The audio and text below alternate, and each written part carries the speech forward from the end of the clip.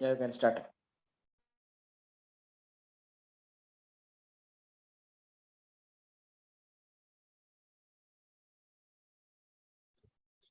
Hello, good evening, everyone. This is Muhammad Jailani from Brother Mentor IAS team. So as of now, we are coming for the economics subject discussion for the UPSC Civil Service examination.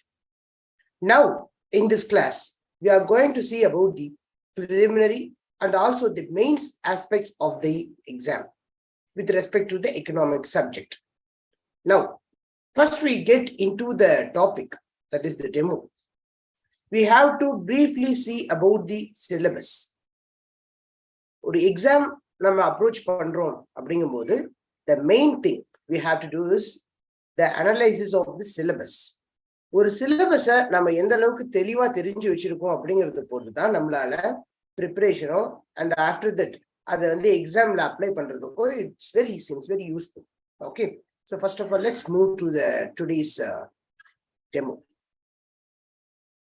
So, first of all, in the economics, in the subject, syllabus, the main thing, it is come as economic and social development.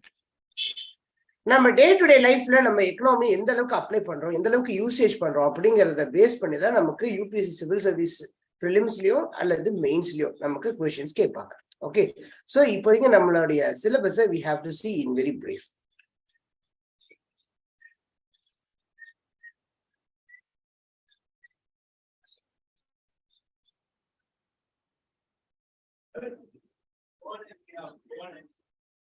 Okay, so now this preliminary examination part A, இதுல ஜெனரலா economics பத்தி மட்டும்தான் நம்ம சொல்ல போறோமா அப்படின்றது இல்ல. we have to see about the current events of national and international importance. இந்த வார்த்தை ரொம்ப ரொம்ப இம்பார்ட்டன்டான ஒண்ணு எக்கனாமிக்ஸ் படிக்கும் போது. ஸோ எக்கனாமிக்ஸ் அப்படின்னு எடுத்துக்கும் போது நேஷனல் லெவல்ல என்ன மாதிரி இன்சிடென்ட்ஸ் நடந்துச்சு, இன்டர்நேஷனல் லெவல்ல என்ன மாதிரி இன்சிடென்ட்ஸ் நடந்துச்சு அப்படிங்கிறதையும் we have to see. அதை பேஸ் பண்ணி தான் நமக்கு கொஸ்டின்ஸும் இன்னைக்கு நிறைய அப்ளிகேஷன் ஓரியன்டட்ல கேட்கறாங்க.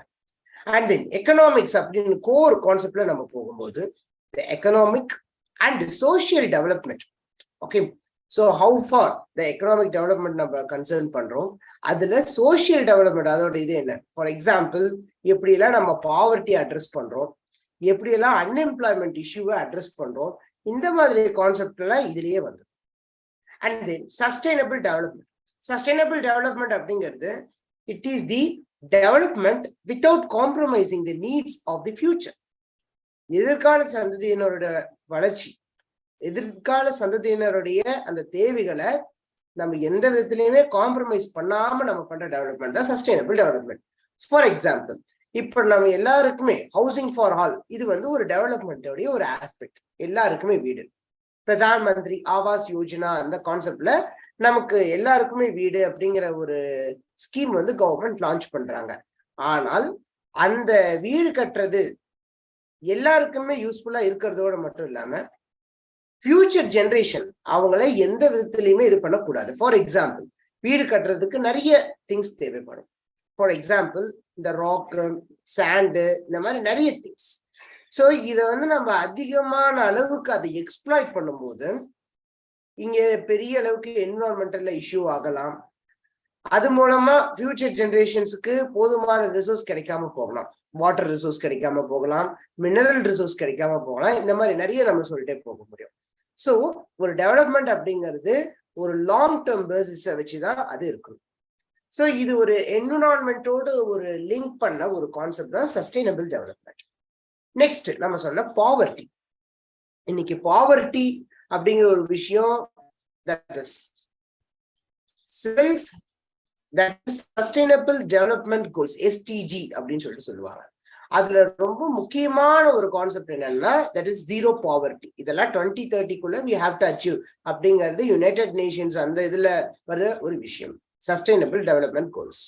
ஸோ இதுல பாவர்ட்டி எப்படி நம்ம அட்ரஸ் பண்ணலாம்? பாவர்ட்டிங்கிறது நம்ம பிஃபோர் ஆஸ்பெக்ட்ல வெறும் ஃபுட்டு அந்த ஆஸ்பெக்ட்ல மட்டும்தான் நம்ம ஸ்டடி பண்ணிட்டு இருந்தோம். ஆனா later we have improved our perspective. That is 2010ல இருந்து மல்டி டைமென்ஷனல் பாவர்ட்டி இண்டெக்ஸ் அப்படிங்கிற கான்செப்டை நம்ம இது பண்ண ஆரம்பிச்சிட்டோம். ஸோ இந்த மல்டி டைமென்ஷனல் பாவர்ட்டி இண்டெக்ஸ் அப்படிங்கிறது நம்மளுடைய லைஃப், ஸ்டாண்டர்ட் ஆஃப் லைஃப் எடுத்துக்கும், எஜுகேஷன் எடுத்துக்கும், ஹெல்த் எடுத்துக்கும். ஓகே, ஸோ எல்லாத்தையுமே ஒரு பேசிக்கான இதுல எல்லாமே அண்டர்ஸ்டாண்ட் பண்ணிக்கிறது தான் நம்ம பாவர்ட்டி அப்படிங்கிறது. பாவர்ட்டினா என்னன்னு தெரிஞ்சாதான் அதை நாம வைப் அவுட் பண்றதுக்கான மெஷர்ஸை இது செய்ய முடியும். இந்தியா இப்போ எடுத்திருக்க மெஷர்ஸ் வந்து பாவர்ட்டி சிக்னிபிகண்டா குறைஞ்சிருக்கு. ஃபார் எக்ஸாம்பிள், யுஎன்டிபி லேட்டஸ்டா இது அனௌன்ஸ் பண்ணியிருக்கிற ஒரு ஸ்கீம்ல, தட் இஸ் இந்தியால கிட்டத்தட்ட 26 crore people பாவர்ட்டில இருந்து வெளியே கொண்டு வந்துட்டாங்க. தட் இஸ் ஃப்ரம் 2005 to 6ல இருந்து 2015-16 அந்த பீரியட்ல. இது ரொம்ப இம்பார்ட்டன்டான ஒரு டேட்டா. சோ இப்போ பாவர்ட்டி இது வந்து பேண்டமிக்கு முன்னாடி வந்த ஒரு டேட்டா. பேண்டமிக்கு அப்புறமா இங்க எந்த அளவுக்கு இன்இக்வாலிட்டி பெரிய அளவுக்கு அதிகமாயிடுச்சு, எப்படியெல்லாம் இங்க பாவர்ட்டி அட்ரஸ் பண்றதுக்கு கவர்மெண்ட் என்னென்ன ஸ்டெப்ஸ் எடுத்திருக்காங்க. ஃபார் எக்ஸாம்பிள், த பிரதான் மந்திரி கரீப் கல்யாண் அன்ன யோஜனா அப்படிங்கிற ஒரு ஸ்கீமை பிரைம் மினிஸ்டர் 2020ல லான்ச் பண்ணியிருந்தாரு. அது மூலமா இந்தியாவில் கிட்டத்தட்ட 80 crore பீப்புளுக்கு டைரக்டா ஃபுட் கிரெயின்ஸ் ப்ரொவைட் பண்ணணும் அப்படிங்கிறதா பிரதான் மந்திரி கரீப் கல்யாண் அன்ன யோஜனா. அது கூட ஹெல்த் செக்டருக்கு நம்ம கவர்மெண்ட் என்ன பண்ணிருக்கு, தட் இஸ் பிரதான் மந்திரி ஆயுஷ்மான் பாரத் ஜன் ஆரோக்கிய யோஜனா அப்படிங்கிற ஒரு ஸ்கீமையும் லான்ச் பண்ணியிருந்தாங்க. ஸோ இதெல்லாம் எதுக்குன்னா to make the direct attack on the poverty. இது எல்லாத்தையும் விட மெயின் ஸ்டெப் கவர்மெண்ட் என்ன எடுத்திருந்ததுன்னா எம்ஜி நரேகா. இது 2005-6 அந்த டைம்ல லான்ச் பண்ணப்பட்ட ஒரு ஸ்கீம்.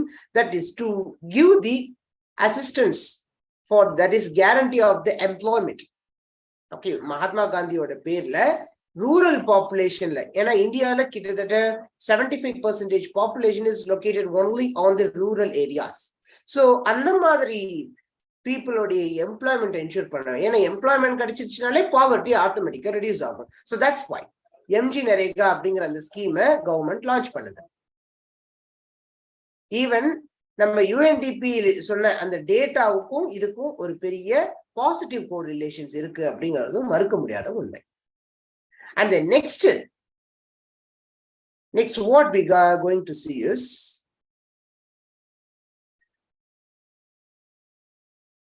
the inclusion. அனைவருக்குமான வளர்ச்சி. Okay, that is the development அப்படிங்கிறது. இதை வந்து எப்படி ஆஸ்பெக்ட்ல நம்ம சொல்லலாம் அப்படின்னா, ஒரு financial inclusion, okay, social inclusion, economic inclusion சொல்லிட்டு ஒரு பெரிய ஒரு ப்ராட் ஆஸ்பெக்ட்ல நம்மளால இது சொல்ல முடியும். ஓகே, ஃபார் எக்ஸாம்பிள், இப்போ எல்லாருக்குமே பேங்க் அக்கௌண்ட் இது பண்றதுக்காக கவர்மெண்ட் ஒரு ஸ்கீம் லான்ச் பண்ணியிருந்தாங்க. ஓகே, அண்ட் தென் ஆல்சோ அந்த எல்லாருக்குமே பேங்க் அக்கௌண்ட் ஓபன் பண்றதுனால டைரக்ட் பெனிஃபிட் டிரான்ஸ்பரை கவர்மெண்டால இது கொடுக்க முடியும். அண்ட் அது மூலமா அவங்களுக்கு பெரிய யூசேஜஸும் இருக்கும். அண்ட் நெக்ஸ்ட் வந்து டெமோகிராபிக்ஸ். இங்க என்னென்ன மாதிரி எந்த வகையான பீப்புள்ஸ் இருக்காங்க, அவங்க என்ன மாதிரி ஸ்டேட்டால இருக்காங்க, அண்ட் தென் ஜென்ரலா இதுல இம்ப்ரூவ் பண்ண வேண்டிய இண்டிகேட்டர்ஸ் எப்படிலாம் இருக்கு, அதுக்காக கவர்மெண்ட் சார்பில் நீத்தி ஆயோக் லான்ச் பண்றதெல்லாம் என்ன, இதெல்லாமே டெமோகிராபிக்ஸ்ல வந்துடும். அண்ட் ஃபைனலா social sector initiatives. Social sector அப்படின்னு எடுத்துக்கிட்டோம்னாலே 3 விஷயம் நமக்கு வரும். One is poverty, second one is health sector, and third one is the skill development. So இந்த 3 விஷயத்தையுமே கவர்மெண்ட் என்ன மாதிரி எல்லாம் லான்ச் பண்ணி என்ன மாதிரி ஸ்கீம்ஸ் எல்லாம் கொண்டு வராங்க, அது பீப்புளோடைய அப்லிஃப்ட்மெண்ட்டுக்கு எப்படி எல்லாம் உதவியா இருக்கு. சுருக்கமா சொல்லணும்னா ஸ்கீம்ஸ் எல்லாமே இந்த எக்கனாமிக்ஸ் இதெல்லாம் இதுல வந்துடும். இதெல்லாமே ப்ரிலிமினரி ஆஸ்பெக்ட். ஓகே, சரி, இவ்வளோ இது ஜென்ரலா இப்ப சிலபஸ் உடைய ஒரு பெர்ஸ்பெக்டிவ் நான் ஆல்ரெடி சொல்லிட்டேன். இப்போ என்ன மாதிரி டாபிக்ஸை நம்ம படிக்கணும் அதை இப்ப நான் சொல்ல போறேன். What are the different concepts that we use to be part of our preliminary examination. So இது மெயினா நம்ம ப்ரிப்பரேஷன் பண்ணும்போது இதுல ஒரு 3 விஷயத்தை ஞாபகம் வச்சுக்கணும். தட் இஸ் சிலபஸை full and full thorough, we have to thorough it. And second one, previous year questions, அதை வந்து நல்லா கிரிட்டிக்கலா அனலைஸ் பண்றது. And then third one is limiting the sources. because in the era of the internet நம்ம நினைச்சு பார்க்க முடியாத அளவுக்கு அதிகமான ரிசோர்ஸ் இருக்கு. ஒரு சப்ஜெக்டுக்கே கிட்டத்தட்ட 10 சோர்ஸ் இருக்கு. நம்ம 10 சோர்ஸ் படிச்சிட்டோம் அப்படிங்கிறத விட ஒரு சோர்ஸை 10 டைம் நம்ம திரும்ப படிக்கும் போது நம்மளுடைய கான்செப்ட் ரொம்ப ஸ்ட்ராங் ஆகும். ஸோ லிமிட்டிங் த சோர்சஸ்ங்கும் போது நம்ம வச்சுக்கிற அந்த பேசிக்கான standard books and then basic books NCERT இதெல்லாம் தான் நம்ம இது செஞ்சுக்கிறோம். Okay, what we have to studying அதை we have see in the last. கடைசியா நம்ம பார்த்துக்கலாம். இப்போ என்னென்ன கான்செப்ட்ஸ் அதை நம்ம பார்க்கணும் அப்படிங்கிறத நம்ம we have go into very deep. இதுல national growth and also the development இது ரொம்ப ரொம்ப இம்பார்ட்டன்டான ஒரு கான்செப்ட். நேஷனல் அதாவது growth அப்படிங்கிறது ஒரு கண்ட்ரியில எப்படி ஜிடிபி இதெல்லாமே டெவலப் ஆகுது. That is how much resource we are producing. Okay, so இதை வந்து growth அப்படிங்கிறது ஒரு குவான்டிடேட்டிவ் ஆஸ்பெக்ட்ல பார்க்கறது தான் நம்ம growth. அதுவே டெவலப்மெண்ட் அப்படிங்கிறது it is a qualitative aspect. அதாவது நம்ம இவ்வளவு ரிசோர்ஸை நம்ம ரைஸ் பண்றோம், how far it is affecting the people and how far it is used for the upliftment of the people. இதெல்லாமே நம்ம டெவலப்மெண்ட் அப்படிங்கிற கான்செப்ட்ல. Next, national income. National income ரொம்ப ஒரு ப்ராடர் ஆஸ்பெக்ட். பிகாஸ் நம்ம வர GDP it's not fully exclusive for the country or the government. Because there are lots and lots of deductions to be made. அதுல வர derivation தான் நம்ம national income சொல்றோம். National இன்கம்ங்கிறது ஒண்ணு இல்லை, it is the money value of the all final goods and services produced in a country in a year. ஜிடிபிக்கு இதுக்கும் நிறைய டிஃபரன்ஸ் இருக்கு. ஜிடிபி இதுல we have to include what the produced in a particular territory. Or particular territory what we are producing, that thing is called as a GDP. But the national income அப்படிங்கிறது what are the things owned by the country. அதாவது கண்ட்ரிக்கே முழுக்க அது சொந்தமாயிடும் ஃபைனலா அப்படிங்கிறது. Because ஜிடிபியில வந்து நம்ம produce பண்ணும்போது அதுல ஃபாரினர்ஸோடைய கான்ட்ரிபியூஷனும் இருக்கும், அது அவங்களுடைய கண்ட்ரிக்கு போயிடும். அதே மாதிரி நம்மளுடைய பீப்புள் ஃபாரின் கண்ட்ரில சம்பாதிச்சு அதை இங்க கொண்டு வருவாங்க. இதெல்லாம் ஃபைனல் பண்ணிட்டு வர இந்த money value, monetary value that we call as a national income.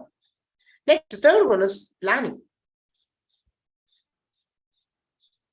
Generally central planning அப்படின்னு இதை நம்ம சொல்லுவோம். Central planningல there are 3 aspects. One is 5-year plan, second one is 20-point program, and third one is MPLAX. So இது எல்லாமே planning, central planning அந்த ஆஸ்பெக்ட்ல வருது. இதுல இந்த 5-year plans வந்து ரொம்ப ரொம்ப இம்பார்ட்டன்டான ஒண்ணு.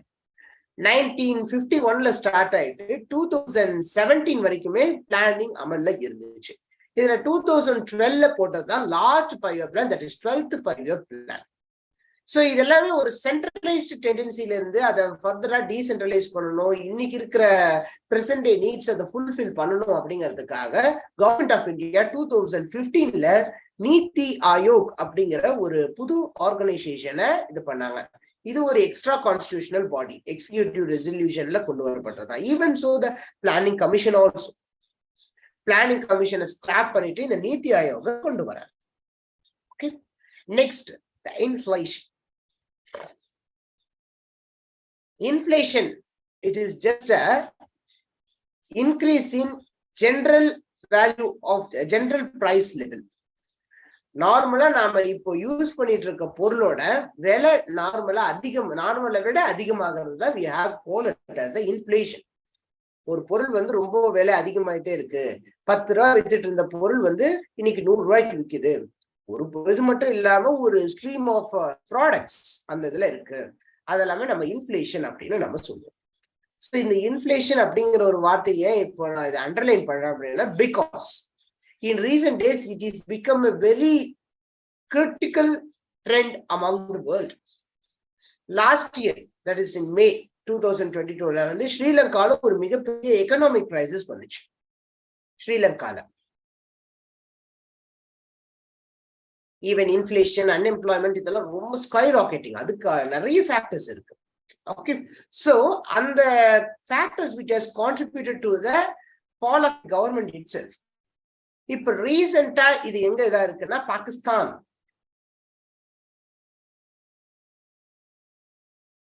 சோ இன்ஃபிளேஷன்ன்றது ரொம்ப ரொம்ப இம்பார்ட்டன்டான ஒண்ணு.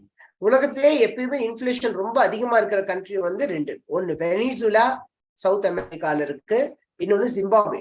It is also in Africa. இந்த ரெண்டு கண்ட்ரிலுமே இன்ஃபிளேஷன் அப்படிங்கிறது ரொம்ப ரொம்ப அதிகமா இருக்கும். இன்ஃபிளேஷனை ஜென்ரலா நாம cost push inflation and demand pull inflation அப்படின்னு சொல்லிட்டு ரெண்டு ஆஸ்பெக்ட்ல we have used to classify. Cost push, demand pull. Very simple. இதுல காஸ்ட் புஷ் அப்படிங்கிறது factors of production. There are generally factors of production அப்படின்னா ஒரு பொருளை ப்ரொடியூஸ் பண்றதுக்காக what are the important factors? That is land, labour, capital, entrepreneur. இந்த 4 விஷயம் ரொம்ப important. இந்த நாளுடைய காஸ்ட்டுமே ரொம்ப இந்த நாளுடைய வெரி பேசிக் காஸ்ட் தான் நம்ம ஃபேக்டர் காஸ்ட்னு சொல்லுவோம். அந்த ஃபேக்டர் காஸ்ட் அதிகமாயிடுச்சு அப்படின்னா இன்ஃபிளேஷன் ஆட்டோமேட்டிக்கா அதிகமாகும். ஓகே, இது நம்ம ரியல் லைஃப் எக்ஸாம்பிள் எப்படி சொல்லலாம்னா, நம்மளுடைய பிரிண்டிங், ஒரு இடத்துல ஒரு பிரிண்ட் அவுட் எடுக்கணும் அப்படிங்கும் போது பேப்பருடைய விலை ஏற்றத்தால இன்னைக்கு பிரிண்ட் அவுட்டோட விலை இல்ல ஜெராக்ஸோட விலை வந்து அதிகமாகுது அப்படின்னு சொல்லிட்டு சில இடங்கள்ல போட்டிருப்பாங்க. So what is the main thing is பேப்பருடைய காஸ்ட். அது டாக்ஸ் அதிகமா போடுறதுனாலே இருக்கலாம், இல்ல ரிசோர்ஸ் ரொம்ப கம்மியாகவும் இருக்கலாம். ஸோ அதனால பேப்பருடைய ரேட்டு நார்மலோட கொஞ்சம் அதிகமாகும். ஸோ அதை அவங்க கவுண்டர் பேலன்ஸ் பண்றதுக்காக அதனுடைய ரேட்டை ஏற்றுவாங்க. இது வந்து cost push inflation. And demand pull inflation அப்படிங்கிறது ஒரு நிறைய பேர்கிட்ட நிறைய பணம் இருக்கு, அது மூலமா அவங்க அதிகமான அளவுக்கு பொருள்களை வாங்குறாங்க. ஸோ அப்படி வாங்கும்போது பொருளுக்கான ஷார்டேஜ் ரொம்ப அதிகமா இருக்கும். ஸோ அப்படி ஷார்டேஜ் அதிகமாகும் போது பொருளுடைய விலை வந்து நார்மலை விட ரொம்ப அதிகமா போகும். ஒரு 10 சாக்லேட்ஸை 10 மெம்பர்ஸ் வாங்குறாங்க, எல்லாருக்கிட்டையுமே ஒரு நாமினலான மணி இருக்கு அப்படிங்கும்போது they used to get it. But இதுவே எல்லார்ட்டையுமே அதிகமான காசா இருக்கும்போது இத நிறைய பேர் நிறைய இது வாங்க முயற்சி பண்ணுவாங்க. ஸோ அப்ப என்ன ஆகும், நார்மலா சாக்லேட்டோடைய ரேட்டை விட அது ரொம்ப அதிகமாயிடும். So this is simply called as a inflation. ஆனா இது ஏற்படுத்துற தாக்கம் அப்படிங்கிறது ரொம்ப ரொம்ப பெருசு. Okay, so even India also facing some sort of inflation. Okay, ஜெனரலா நம்ம food inflation and also the core inflation அப்படின்னு சொல்லிட்டு ஜெனரலா சொல்லுவாங்க. ஹெட்லைன் இன்ஃபிளேஷன், கோர் இன்ஃபிளேஷன் அப்படின்லாம் நம்ம சொல்லுவோம். ஓகே, அதாவது ஃபுட்டு, பெட்ரோல் இந்த மாதிரி ஆஸ்பெக்ட்லாம் எடுத்துட்டு இருக்கிறதெல்லாம் நம்ம கோர் இன்ஃபிளேஷன் அப்படின்னு சொல்லுவோம். அதுவே அதையும் இன்க்ளூட் பண்ணியிருந்தாங்கன்னா we call it as a headline inflation. இதுல ஜெனரலா ஒரு கரண்ட் அஃபேரை நம்ம இங்க சொல்ல வேண்டியது இருக்கு. That is refined core inflation. அது என்ன ரிஃபைன்ட் கோர் இன்ஃபிளேஷன் அப்படின்னா, இது ரீசெண்ட் ஒரு டேர்ம் தான். என்ன காரணம் அப்படின்னா, ஜெனரலா நம்ம கோர் இன்ஃபிளேஷன் அப்படின்னு கால்குலேட் பண்ணும்போது அதுல ஃபுட்டு அண்ட் தென் ஃபியூயல் இது ரெண்டையுமே நம்ம எக்ஸ்க்ளூட் பண்ணிடுவோம் அப்படின்னு நினைப்போம். ஆனா இந்த கோர் இன்ஃபிளேஷன்ல ஒன் ஆஃப் தி ஃபேக்டரா அது வந்து மிஸ்செலேனியஸ் அப்படிங்கிற ஒரு ஃபேக்டர்ல இந்த food and also the fuel ரெண்டுமே வந்துருது. கிளியரான டேட்டா நமக்கு தெரியறது இல்லை. ஸோ அதை கரெக்டா நம்ம வந்து exclude பண்ணுங்கிறதுக்காக we have made, the government have made the refined core inflation. இந்த கான்செப்ட யூஸ் பண்றாங்க. ஓகே, ஸோ இது ஒன் ஆஃப் தி கரண்ட் அஃபேர்ஸுக்கு நம்ம இதை சொல்றோம். ஓகே, அண்ட் ஆல்சோ நெக்ஸ்ட் வேற என்ன கான்செப்ட் நம்ம பார்ப்போம் அப்படின்னா, பிசினஸ் சைக்கிள். அது என்ன சார் பிசினஸ் சைக்கிள் அப்படின்னா, ஜெனரலி ஒரு எக்கனாமி வந்து நல்ல ரன் ஆகணும் அப்படின்னா it has use to boom. Okay, ஆனா எல்லா டைமுமே ஒரு எக்கனாமி பூம் ஆயிட்டு இருக்கணும் அப்படிங்கிற அவசியம் இல்லை. Sometimes due to certain factors it used to make a fall down. அந்த ஃபால் டவுன்ல இருந்து திரும்ப ரெக்கவர் ஆகி அவங்க வரலாம், இல்ல ரெக்கவர் ஆகாம கீழே போகலாம். ஓகே, சோ இந்த மாதிரி ஆஸ்பெக்ட்ல வர இந்த இதுதான் நம்ம business cycle. Okay, that is boom and recession அந்த இதுல சொல்லுவோம். பூம்னா வளர்ச்சி, that is the development. Okay, and also the recession அப்படிங்கிறது என்னதுன்னா கொஞ்சம் ஒரு சரிவு, தட் இஸ் ஃபால். அந்த இதை நம்ம சொல்லுவோம். And then அதுக்காக இருந்து திரும்ப மேல வர்றதை வந்து we have called it as a recovery. இந்த ரெக்கவரி எந்த மாதிரி ஆஸ்பெக்ட்ல இருக்குங்கிறது we have to know very clearly. Okay. And also இன்னைக்கு ரெசிஷன் அப்படிங்கிற ஒரு கான்செப்டை நம்ம அதிகமா கேள்விப்படுறோம்.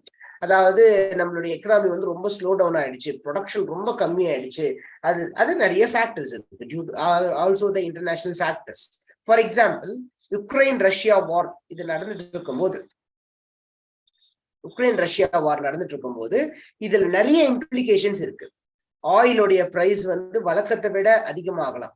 ஓகே, அது என்ன வழக்கத்தை விட அதிகமாகலாம் அப்படின்னா, இப்போ ரஷ்யா வந்து உக்ரைன்ல உங்களோட வார் வந்து வச்சிருக்கு அப்படிங்கிறதுனால US and also some western countries they use to put the ban on the trade of Russia. So அதனால என்ன ஆயிடும் அப்படின்னா, ரஷ்யாவால பெரிய அளவுக்கு வியாபாரம் பண்ண முடியாது, தென் தே கேன் ஸ்டாப் தி வார் அப்படிங்கிற ஒரு ஆஸ்பெக்ட்ல வெஸ்டர்ன் இந்த மாதிரி சாங்ஷன்ஸை போட்டாங்க. சோ இப்ப ரஷ்யாட்ட யாரும் ஆயில் வாங்கக்கூடாது அப்படிங்கும் போது நெக்ஸ்ட் ப்ரொடியூசர் யாருன்னா சவுதி அரேபியாட்ட தான் போவாங்க. ஸோ சவுதி அரேபியாட்ட போகும்போது அவங்க ரேட் ரொம்ப அதிகமா they used to give, because நான் ஆல்ரெடி இன்ஃபிளேஷன் சொன்னேன் இல்லையா, அதே இதுல அதனுடைய பொருளுடைய விலையும் ரொம்ப அதிகமாயிடும். அப்படி பொருளோட விலை அதிகமாகும் போது எல்லாருக்குமே பெரிய அளவுக்கு ஆயில் ஷார்டேஜ் நடக்கும். ஓகே. அண்ட் ஆல்சோ நெக்ஸ்ட், இப்போ ரஷ்யா வந்து வேற வழி இல்லாம மற்றவங்களுக்கு அந்த ட்ரேடு நடத்துமா, ஸ்டாப் பண்ணுமா, ஐ மீன் வார ஃபுல்லா ஸ்டாப் பண்ணிடுவாங்கன்னா அது நடக்கல. பிகாஸ் 1 year பக்கமா அந்த வார் நடந்துட்டு இருக்கு. 11 months கிராஸ் பண்ணி 1 year ஆயிட்டு இருக்கு. இதுல மெயின் விஷயம் நம்ம நோட் பண்ண வேண்டியது, ரஷ்யன் ஆயில்ஸுக்கும் பயங்கர இது இருக்கு. Even India also use to buy, அது நம்மளுடைய ஃபாரின் பாலிசி, இண்டிபெண்டன்ட் ஃபாரின் பாலிசில use to buy that. So ஒரு ஈவெண்ட் உலகம் ஃபுல்லா அஃபெக்ட் ஆகும் அப்படிங்கிறதுக்கு இந்த உக்ரைன் ரஷ்யா வார்ங்கிறது ரொம்ப ஒரு critical example. And next what topic we have going to see is recovery நம்ம இன்னும் ஃபுல்லா சொல்லலாம். ஓகே, ஒரு எக்கனாமிக் growth அந்த எல்லாமே ஒரு பர்டிகுலர் பாயிண்ட் ஆஃப் வியூக்கு அப்புறமா இட் யூஸ் டு ஃபால். அது உடனே ரெக்கவர் ஆயிடுச்சுன்னா we call it V shape. இது வந்து ஒரு பக்கா மெஷர். ஓகே, பட் அதுவே இப்ப நம்மளுடைய பேண்டமிக் 2020க்கு அப்புறமா நம்ம லாக்டவுன் அந்த ரெஸ்ட்ரிக்ஷன்ஸ் இதெல்லாம் போட்டதுக்கு அப்புறமா எக்கனாமி வந்து ஒரு டிஃப்ரெண்டான ஷேப்பை அது ஃபேஸ் பண்ணுச்சு. வி ஷேப்ல இல்லாம அது வந்து கே ஷேப்டு ரெக்கவரின்னு சொன்னாங்க. கே ஷேப்டு ரெக்கவரிங்கிறது என்னன்னா, தட் இஸ் எக்கனாமி அப்படிங்கிறது இட் யூஸ் டு ஃபால் ஆனிச்சு. ஆனா அந்த ரெக்கவரி பீரியட் அப்படிங்கிறது it use to change. For the rich people அவங்களால சீக்கிரமா ரெக்கவர் ஆக முடிஞ்சது. அதனுடைய ஒரு எக்ஸாம்பிளே அம்பானி, அதானி, அவங்களுடைய ரிசோர்ஸ் வந்து ரொம்ப அதிகமானுச்சு அப்படிங்கிற அந்த ஃபேக்டை நம்ம சொல்ல முடியும். But that is not the case with the common people. அவங்க ரெக்கவரி வந்து ஒரு டிஃப்ரெண்டான இதுல தான் போயிட்டு இருக்கு, ரொம்ப ஸ்லோவான இதுல தான் போயிட்டு இருக்கு. Okay, so that is rich, they can recover very easily, but poor getting the recovery very slow. So such a shape is called as a K-shaped recovery. நம்மளுடைய பேண்டமிக்ல இந்தியா ஃபேஸ் பண்ணது வந்து இந்த K-shaped recovery அப்படின்னு சொல்லிட்டு சொல்றேன். Okay, the next agriculture. இது ரொம்ப ரொம்ப இம்பார்ட்டன்டான டாபிக். அது மெயின்ஸ் ஆகட்டும் அல்லது பிரிலிம்ஸ் ஆகட்டும். பிகாஸ் இந்தியால கிட்டத்தட்ட 55% of the population used to rely on the agriculture. இதுல farmers and also the landless laborers அவங்களும் சேர்ந்துதான் நம்ம இதுல சொல்றோம். கிட்டத்தட்ட நம்ம இதுல farmers மட்டுமே 14 கோடி பேருக்கு பக்கம் இருக்கிறதா ஒரு கணக்கு சொல்லுது. ஓகே, நம்மளுடைய ஒர்க் ஃபோர்ஸ் இதுல சொல்றோம். நம்மளுடைய ஒர்க் ஃபோர்ஸ்ல 14 கோடி பேர் வெறும் அந்த அக்ரிகல்ச்சர் லேண்ட் வச்சிருக்கிறவங்களா இருக்காங்க. இன்னொரு 14 crore people they used to have be a landless labor. அவங்களுக்கு லேண்ட்லாம் பெருசா இருக்காது, லேபரர்ஸா தான் ஒர்க் பண்ணிட்டு இருக்காங்க. சோ கிட்டத்தட்ட இந்த 14 crore பீப்புள்லயும் nearly 86% they are usually small and marginal farmers. அதாவது 2 ஏக்கராக்கும் குறைவா இருக்கக்கூடிய ஃபார்மர்ஸ் இவ்வளவு இருக்காங்க. சோ இதுல இத்தனை பாப்புலேஷன் இவ்வளவு பேர் இதுல என்கேஜா இருக்கிறதுனால இதுல ஏற்படுற ஒரு சின்ன மாற்றம் கூட நம்ம எக்கனாமியில ஒரு பெரிய ஒரு குட் வேவை அது கிரியேட் பண்ணும். நியர்லி நம்மளுடைய ஜிடிபில கிட்டத்தட்ட if you are producing 100 rupees produce பண்றதுல நியர்லி லேட்டஸ்ட் டேட்டா படி கிட்டத்தட்ட ஒன்லி 18 rupees நம்மளோட ஒட்டுமொத்த 100 rupeesல 18 rupeesங்கிறது நம்ம அக்ரிகல்ச்சர்ல தான் வருது. Because it is a contribution was only by the 18%, 18 or 19 something அது மாறும். ஆனா ரேஞ்சுங்கிறது இது லாஸ்ட் ஃபியூ இயர்ஸ் டேட்டா படி ஒரு 18, 19 இந்த ரேஞ்சில் தான் இருக்கு. 20 தாண்டது கிடையாது. அண்ட் தென் இதுவே ரொம்ப கம்மியான பாப்புலேஷன் வந்து சர்வீஸ் செக்டர்ல இருக்காங்க. But they are contributing nearly 54 rupees 100ல. That is more then half. Population வைஸ்ல கம்மியான அளவுக்கு தான் நம்ம சர்வீஸ் செக்டர்ல இருந்தாலும் இந்த கான்ட்ரிபியூஷன்ங்கிறது இவங்களுக்கு ரொம்ப அதிகம் சர்வீஸ் செக்டர் இது. ஓகே, சோ அதனாலதான் அக்ரிகல்ச்சரை வந்து நம்ம பிரைம் மூவிங் ஃபோர்ஸ் அப்படின்னு சொல்லுவாங்க. பிரைம் மூவிங் ஃபோர்ஸ் அப்படின்னா the thing which can use to bring the glory of the economy and can push it back. அது பெரிய அளவுக்கு ஒரு மாற்றத்தை ஏற்படுத்துங்கிறது தான் பிரைம் மூவிங் ஃபோர்ஸ் அப்படிங்கிறது. ஸோ இப்படிப்பட்ட அக்ரிகல்ச்சருக்கு நிறைய ஸ்கீம்ஸ் எல்லாமே இது செய்யறாங்க. கவர்மெண்ட்ல சார்பில் லான்ச் பண்றாங்க. Income security and then irrigation management, insurance, இப்படின்னு நிறைய இது பண்றாங்க. ஃபார் எக்ஸாம்பிள் பிஎம் கிசான்ங்கிறது ஒரு இன்கம் செக்யூரிட்டி ஸ்கீம். அதாவது வருஷத்துக்கு the government used to give 6,000 rupees. அதுவே இரிகேஷன் அப்படிங்கிற ஆஸ்பெக்ட்ல வந்து பிரதான் மந்திரி கிருஷி சிஞ்சாய் யோஜனா, அண்ட் தென் இன்சூரன்ஸுக்கு பிரதான் மந்திரி ஃபசல் பீமா யோஜனா, இப்படி நிறைய ஸ்கீம்ஸ் கவர்மெண்ட் சார்பில் இருந்து லான்ச் பண்ணிட்டு இருக்காங்க. அக்ரிகல்ச்சருங்கிறது not only the crop production, it also use to concern with the allied sectors too. ஆடு மாடு கோழி வளர்ப்பு இந்த மாதிரி நிறைய, இந்த பவுல்ட்ரி இந்த மாதிரி நிறைய செக்டார்ஸையும் உள்ளடக்குனது தான் அலைடு செக்டார்ஸ் அப்படின்னு சொல்லுவோம். அதுலயும் நல்ல சிக்னிபிகண்டான ஒரு இன்கம் ஜெனரேஷன் இருக்கு. ஸோ கவர்மெண்ட் இவங்களுக்கும் தனியா கிசான் கிரெடிட் கார்டு அப்படிங்கிற அந்த கான்செப்டை கொடுக்குறாங்க. Kisan credit card, even the fisheries, forestry, இந்த மாதிரி நிறைய ஆஸ்பெக்ட் கிசான் கிரெடிட் கார்ட்ஸ் கொடுக்குறாங்க. Why? To uplift the farmers.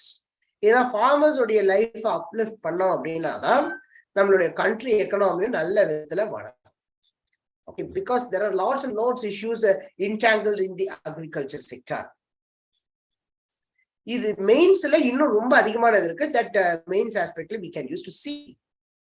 And the next one, the industry and also the infrastructure. இங்க what kind of industries are there and how it is used to generate the employment and also the upliftment of the economy. அத நம்ம பார்க்கறதா industry அப்படின்னு சொல்லுவோம். And then infrastructure அப்படிங்கிறது என்னதுன்னா that is the basic facilities which is used to make the economy well. That is called as the infrastructure. என்ன மாதிரி உட்கட்டமைப்பு வசதி அப்படின்னு சொல்லுவோம் இல்லைங்களா, that is called as the infrastructure. அதே இண்டஸ்ட்ரி நம்ம பார்க்கும்போது there are many different kind of industries in India. சில இண்டஸ்ட்ரீஸ் வந்து நம்ம சன்ரைஸ் செக்டார் அப்படின்னு கூட சொல்லுவோம்.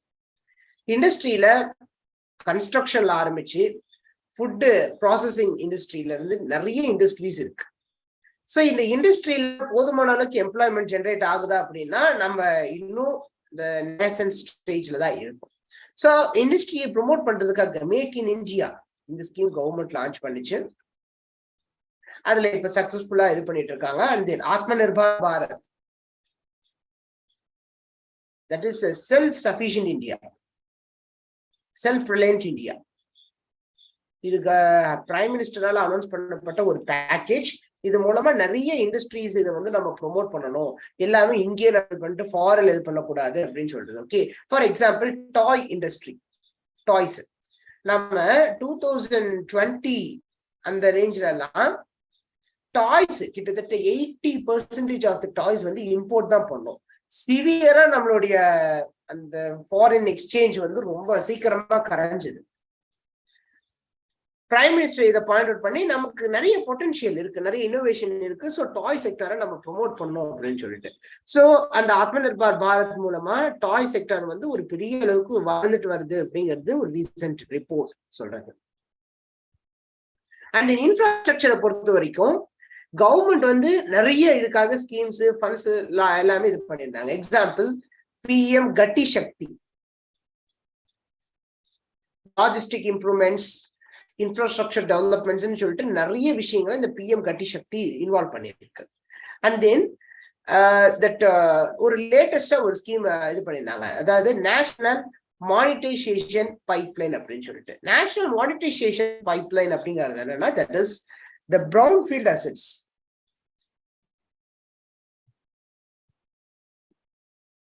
ஜென்ரலா ஒரு கண்ட்ரி கிட்ட இருக்கக்கூடிய சோர்சஸ் வந்து பிரவுன்ஃபீல்ட் அசெட், கிரீன்ஃபீல்ட் அசெட்னு சொல்லிட்டு in two ways we are used to classify. Brownfield assets அப்படிங்கிறது என்னன்னா, it is already created, ஏற்கனவே உருவாக்கி வச்சிருந்தது, அதை வந்து brownfield assetனு சொல்லுவோம். But if you want to produce newly, such thing is called as a greenfield asset.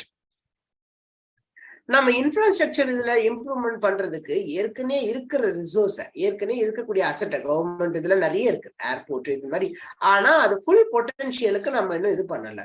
So அதை என்ன பண்றோம் அப்படின்னா, we have used to give it as a leasehold. certain இயர்ஸ்க்கு அதை லீஸ்ஹோல்டு கொடுத்து அதுல வர அமௌண்ட்டை இன்ஃப்ராஸ்ட்ரக்சருக்கு இன்வெஸ்ட் பண்ணுங்கிறதா கவர்மெண்டுடைய பிளான். ஸோ அதுக்காக லான்ச் பண்ணப்பட்டதான் this national monetisation pipeline. And next வந்து திஸ் கிரீன்ஃபீல்ட் அசெட். கிரீன்ஃபீல்ட் அசெட்ங்கிறது என்னதுன்னா, புதுசா நம்ம வந்து கிரியேட் பண்றது, அதுக்கு நிறைய காசு செலவாகும். அப்படிங்கிறதுனால பிரவுன்ஃபீல்ட் அசெட்ல நம்ம என்ன செய்யறோம் அப்படின்னா, we used to lease out. நம்ம வந்து அதை என்ன பண்றோம், லீஸுக்கு விடுறோம். இதுதான் மெயின் கான்செப்ட். ஓகே, ஸோ இப்படி இன்ஃப்ராஸ்ட்ரக்சருக்காக கவர்மெண்ட் என்னெல்லாம் பண்ணுதுங்கிறத we have simply term it as the infrastructure. Okay, and next வந்து சர்வீஸ் செக்டர். ஆல்ரெடி சொல்லியிருந்த மாதிரி ஜிடிபியில பெரிய அளவுக்கு கான்ட்ரிபியூட் பண்ணுது, ஆனா இதனுடைய வளர்ச்சிங்கிறது இன்னும் போதுமான அளவுக்கு இல்லை. ஐ மீன் நிறைய பாப்புலேஷன் வந்து இதுல என்கேஜ் ஆகி இல்லை, அக்ரிகல்ச்சர்ல தான் இருக்காங்க. ஸோ சர்வீஸ் செக்டரும் also much needed one. So government சார்பில் சர்வீஸ் செக்டரை ப்ரொமோட் பண்றதுக்கு நிறைய ஸ்கீம்ஸ் இதெல்லாமும் லான்ச் பண்ணியிருந்தாங்க. ஓகே, இந்த Vande Bharat and then air செக்டரை ப்ரொமோட் பண்றதுக்கு PM உதான், இந்த மாதிரி நிறைய ஸ்கீம்ஸ் வந்து, அதாவது ரீஜனல் ஏர்போர்ட் கனெக்டிவிட்டிக்காக பண்ணது அந்த PM உதான் அப்படிங்கிற ஸ்கீம். இந்த மாதிரி நிறைய இருக்கு சர்வீஸ் செக்டர்ல. அண்ட் தென் இதுல இன்னொன்று இருக்கு, சோஷியல் சர்வீஸ் செக்டர் அப்படின்னு சொல்லிட்டு. அதுலதான் நான் சொன்னேன், அந்த education and then skill development, health sector, இந்த மூணு வரும். இதுக்காக என்னென்ன ஸ்கீம்ஸ் வந்துச்சுங்கிறத கூட ஆல்ரெடி நான் சொல்லியிருந்தேன். தட் இஸ் சர்வ சிக்ஷா அபியான், இன்னைக்கு நேஷனல் எஜுகேஷன் பாலிசி, இதெல்லாமே சோஷியல் செக்டர் அதை வந்து ப்ரொமோட் பண்றதுக்காக இருக்கிறது. So we can expect more questions from that area. National education policy 2020. அதே மாதிரி பிரதான் மந்திரி ஜன் ஆரோக்கிய யோஜனா, PMJ, அந்த ஸ்கீமும் ரொம்ப இம்பார்ட்டன்டான ஒன்று. நிறைய இன்சூரன்ஸ் இந்த இதெல்லாம் கொடுக்குறாங்க. ஆயுஷ்மான் பாரத் கீழே நிறைய சர்வீஸ் இதெல்லாமும் ப்ரொவைட் பண்றாங்க சோஷியல் சர்வீஸ் செக்டர்ல. அண்ட் நெக்ஸ்ட் வந்து மணி மார்க்கெட். ஜெனரலா நம்மளுடைய பினான்சியல் சிஸ்டம் அப்படின்னு சொல்லுவோம். இது ரொம்ப ரொம்ப இம்பார்ட்டன்டான ஒரு area. Financial system is generally called as a money market. Short டேர்ம்ல இருக்கிறது மணி மார்க்கெட்னும், ரொம்ப லாங் டேர்ம்லயும் அதே சமயத்துல பல்க் அமௌண்ட் இருக்கிறது வந்து கேபிட்டல் மார்க்கெட் அப்படின்னு சொல்லிட்டு we used to classify. இந்த மணி மார்க்கெட்ல யூஸ்வலி the பேங்க்ஸ் அது வாங்குவாங்க. And in capital market, usually NBFC, that is not bank financial companies, and then development financial institutions, இவங்கெல்லாம் வருவாங்க. இந்த பேங்க்லயே நம்ம we have seen many different types. அதுல கமர்ஷியல் பேங்க்ஸ், பெரிய அளவு கமர்ஷியலா பண்றது வந்து கமர்ஷியல் பேங்க்ஸ் அப்படின்னு சொல்லுவோம். அண்ட் தென் கிராம லெவல்ல பண்றது வந்து ரீஜனல் ரூரல் பேங்க்ஸ். அதுவே அதே ரூரல் ஏரியால ஒரு கோஆபரேட்டிவா, கோஆபரேஷனை வந்து ஒரு மெயின் மோட்டிவா வச்சு உருவாக்கின கோஆபரேட்டிவ் பேங்க்ஸ் இதெல்லாம் இருக்கு. இதுல என்னதான் நம்ம கோஆபரேட்டிவ் செக்டர் கிராமங்கள்ல ஃபோக்கஸ் பண்ணி இருந்தாலும் அதிகமான லோன்ஸ் வாங்குறது கமர்ஷியல் பேங்க்ஸ்ல தான். கமர்ஷியல் பேங்க்ஸ் அப்படிங்கும் போது பிரைவேடைஸ்டு பேங்க், நேஷனலைஸ்டு பேங்க் அப்படின்னு சொல்லிட்டு 2 ஆஸ்பெக்ட் இருக்கு. இன்னைக்கு நம்ம இதுல நேஷனலைஸ்டு பேங்க் வந்து கிட்டத்தட்ட 12 பேங்க்ஸ் பக்கம் இருக்கு. நிறைய அமால்கமேஷன்ஸ், மெர்ஜிங்ஸ் அதெல்லாம் கூட நடந்துச்சு. அதுவே இந்த NBFC அப்படிங்கிறது it is totally different from the banks. இந்த NBFCங்கிறது ஜெனரலா நம்ம இந்த சீட் ஃபண்ட் கம்பெனியா இருக்கலாம், அண்ட் தென் ஸ்டாக் மார்க்கெட்டா இருக்கலாம், இந்த மாதிரி நிறைய வரும். இவங்களுக்கு பேங்கிங் மாதிரி இதெல்லாம் கிடையாது. இவங்களெல்லாம் ரெகுலேட் பண்றது ஆர்பிஐ கிடையாது. ஒன் ஆர் ஃபியூ மட்டும் ஆர்பிஐ ரெகுலேட் பண்ணுவாங்க. பட் மோர் ஆர்லெஸ் மற்ற எல்லாத்தையுமே இவங்க தனித்தனி இண்டிவிஜுவல் ரெகுலேட்டர்ஸ் இருப்பாங்க. ஃபார் எக்ஸாம்பிள் செபி, அது வந்து ஸ்டாக் மார்க்கெட்டை ரெகுலேட் பண்ணுவாங்க. அண்ட் தென் இன்சூரன்ஸ் வந்து ஐஆர்டிஏ அந்த இது வந்து ரெகுலேட் பண்ணுவாங்க. ஓகே, ஸோ இந்த மணி மார்க்கெட், கேபிட்டல் மார்க்கெட்ல இருந்து நிறைய கொஸ்டின்ஸை we can use to expect. எப்பயுமே வர கேள்வியில இருந்து வர ஒரு இதுதான். ஓகே, ஸோ ஒரு நாட்டுல, ஒரு கண்ட்ரியில எக்கனாமி நல்லா இது பண்ணணும்னா அங்க பேங்கிங் ஹேபிட் ரொம்ப நல்லா இதா நடக்கும். பேங்கிங் ஹேபிட், இந்த பேங்கிங் ஹேபிட்ங்கிறது என்னன்னா, that is the people spending and also the saving, இது எல்லாமே ஒரு சைக்கிளிக்கா நடக்கிறதா we call it as a banking habit. இது கிட்டத்தட்ட லாஸ்ட் ஃபியூ இயர்ஸ்ல 2 times கேட்டிருந்த ஒரு கேள்வி. பேங்கிங் ஹேபிட், அந்த பேங்கிங் ஹேபிட்டை use to promote the economy. And then next one is the external sector. இது ரொம்ப ரொம்ப ரொம்ப இம்பார்ட்டன்டான ஒண்ணு. எப்பயுமே இதுல இருந்து ஒரு கேள்வி வந்துடும் அப்படின்னு சொல்லிட்டு சொல்லலாம். ஜென்ரலா எஃப்டிஐ அப்படின்னு சொல்லுவாங்க. அதே மாதிரி ஃபாரெக்ஸ் அப்படின்னு ஒரு வார்த்தை சொல்லுவாங்க. பேலன்ஸ் ஆஃப் பேமெண்ட்னு சொல்லுவாங்க. பேலன்ஸ் ஆஃப் ட்ரேட்னு சொல்லுவாங்க. இது அடிக்கடி கேள்விப்படுற ஒரு வார்த்தை தான். ஆனால் இதுல நிறைய விஷயங்கள் அடங்கியிருக்கு. FDI we simply call as a foreign direct investment. அதாவது இங்க இருக்கக்கூடிய, இந்தியாவில் இருக்கக்கூடிய ஒரு ப்ராஜெக்ட்ல ஒரு ஃபாரின் கம்பெனி, ஒரு இண்டிவிஜுவல், ஒரு பிரைவேட், அவங்க வந்து இங்க இன்வெஸ்ட் பண்றாங்க அப்படின்னா that is we simply called as a foreign direct investment. ஓகேங்களா? ஃபார் எக்ஸாம்பிள், இங்க ஒரு பெரிய நியூக்ளியர் பவர் பிளான்ட் பண்றாங்கன்னு வச்சுக்கோ. அதுக்காக ஒரு கம்பெனி வந்து அங்க இருந்து இங்க இன்வெஸ்ட் பண்றாங்க. So such thing is called as a foreign direct investment. இதுல இன்னொன்னு இருக்கு, ஃபாரின் போர்ட்ஃபோலியோ இன்வெஸ்ட்மெண்ட்னு சொல்லிட்டு, அதாவது பர்டிகுலர் செக்டாருக்கு மட்டுமே இன்வெஸ்ட் பண்றது வந்து நம்ம ஃபாரின் போர்ட்ஃபோலியோ இன்வெஸ்ட்மெண்ட் அப்படின்னு சொல்லிட்டு சொல்லுவோம். இந்த ஃபாரின் போர்ட்ஃபோலியோ இன்வெஸ்ட்மெண்ட்ல ஃபார் எக்ஸாம்பிள், இங்க ஏதாவது ஒரு கம்பெனியில ஷேர் ஹோல்டர்ஸா நம்ம வந்து பணத்தை இங்க வந்து நம்ம செட்டில் பண்றது, இல்ல டெபாசிட் பண்ணி வைக்கிறது, இப்படி ஏதாவது ஒரு விஷயம் பண்ணாங்கன்னா அது போர்ட்ஃபோலியோ இன்வெஸ்ட்மெண்ட். இதுல நிறைய ரேஞ்சஸ் இருக்கு. அதாவது depository receipts, of sure fund, இப்படி நிறைய இருக்கு. ஆனா எஃப்டிங்கிறது அவ்வளவு சீக்கிரம் நம்ம இன்வெஸ்ட் பண்ணிட்டாங்கன்னா டக்குன்னு எடுத்துக்க முடியாது. அதுக்கு அது டெவலப் ஆகிறதுக்கு கொஞ்சம் நாள் ஆகும். ஆனா எஃபிஐ அப்படி கிடையாது, எப்ப வேணாலும் எடுத்துக்கலாம். நம்மளுடைய இப்போ ஃபாரின் இன்வெஸ்ட்மெண்ட் அப்படிங்கிறது வந்து மோஸ்ட்லி எஃபிஐ தான் அதிகமா இருக்கு. ஸோ இது கண்ட்ரி கொஞ்சம் வாலட்டைலா இருக்கும். ஐ மீன் இது வந்து ஒரு இன்ஸ்டெபிலிட்டியை கிரியேட் பண்ற ஒரு விஷயம். ஃபாரெக்ஸ் அப்படிங்கிறது தட் இஸ் ஃபாரின் எக்ஸ்சேஞ்ச், அதோட ஷார்ட் ஃபார்ம் தான். அதாவது இப்போ நம்ம வெளிநாட்டுல நம்ம ஊர்ல நம்ம பொருளை வாங்குறதுக்கு we can use to have the rupee. ஆனா அதே ஃபாரின்ல நம்ம வெளிநாட்டுல பொருள் வாங்குறோம்னா we need a dollars. Okay, so such things, how much we are having, இதெல்லாம் mostly Reserve Bank of India தான் அது வாங்குவாங்க. Okay, so that is called as a foreign exchange. Next one is balance of payment. Balance of paymentங்கிறது என்னன்னா, it is a record of the financial transactions by a country with the outside world. அதாவது ஒரு நாடு மற்ற உலக நாடுகளோட எந்த அளவுக்கு அந்த டீலிங்லாம் வச்சிருக்காங்க அப்படிங்கறத we call it as a balance of payment. அதுல ஒரு காம்பனன்ட் தான் பேலன்ஸ் ஆஃப் ட்ரேட். கூட்ஸ்ல நம்ம எல்லாமே பண்றோம் அப்படின்னா that is called as a balance of trade. இந்த இதை பேஸ் பண்ணி, எக்ஸ்டர்னல் செக்டரை பேஸ் பண்ணி நிறைய கொஸ்டின்ஸ் இது பண்றாங்க. Later we can see some previous year questions. So such things will give a very good idea.